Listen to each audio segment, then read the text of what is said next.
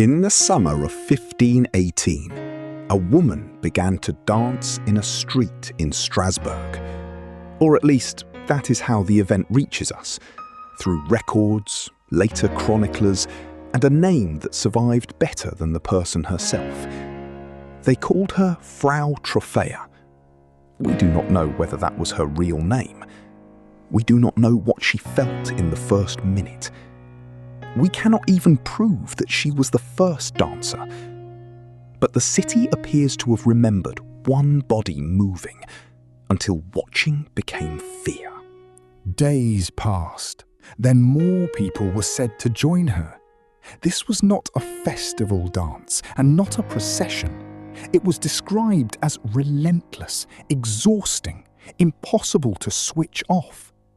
Strasbourg's councillors faced a problem that sounded less like illness than a nightmare with no door. Their reported answer was extraordinary. Clear space. Bring musicians. Let the afflicted dance the sickness out of themselves. A hall was opened. Benches were pushed aside.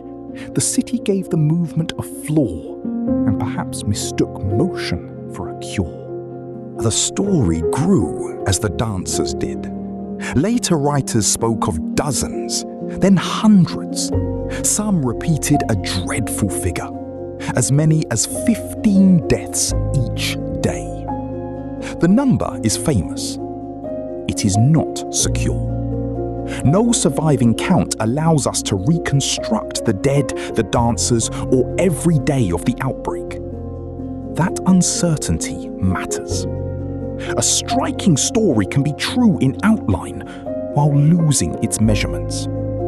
What remains clear is the image of a city watching bodies fail to stop and trying at first to make the stopping happen by asking them to continue.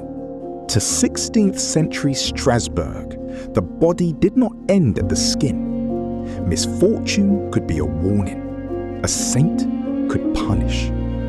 St Vitus, in particular, was feared as a power who might compel the cursed to dance. That does not make the curse true. It tells us what terror looked like in a place already marked by hunger, illness, and uncertainty. Later accounts say the dancers were sent away for rites associated with the saint. We cannot reconstruct the journey precisely.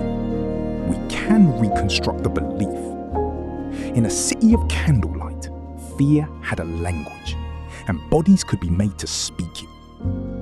No private thought from any dancer was recorded. The next line is only an imagined human question, not testimony.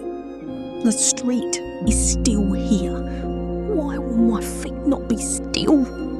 Then the event began a second life.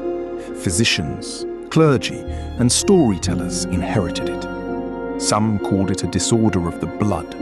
Some called it madness. Centuries later, St Vitus's dance became a medical name for chorea, involuntary movement associated with neurological illness.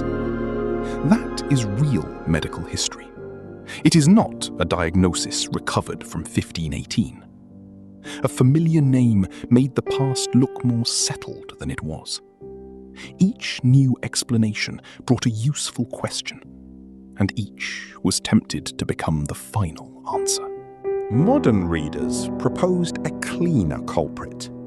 Ergot, a fungus that can grow on rye and poison whoever eats it. The theory has the elegance of a detective ending. One bad harvest, one contaminated loaf, one cause.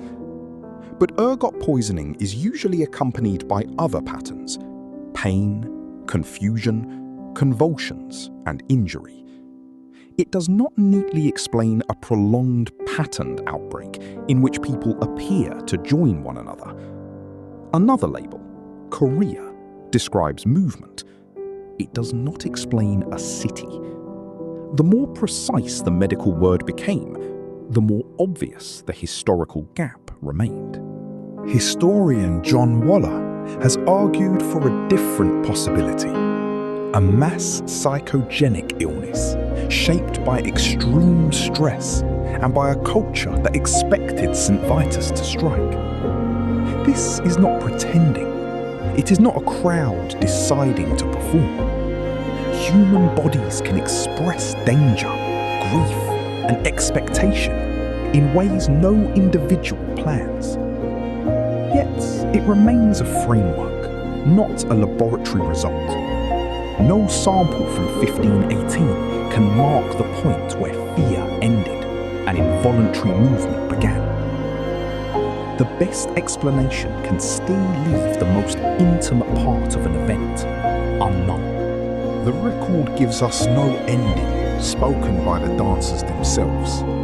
This is again an imagined question, nothing more.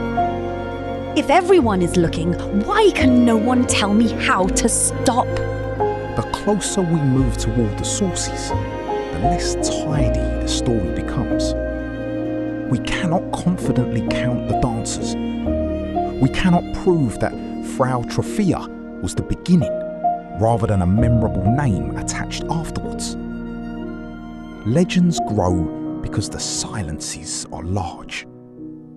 What happened in Strasbourg was probably neither a supernatural curse nor a mystery solved by one grain of fungus. It was a human event, incompletely recorded, and repeatedly remade by fear, medicine, and folklore.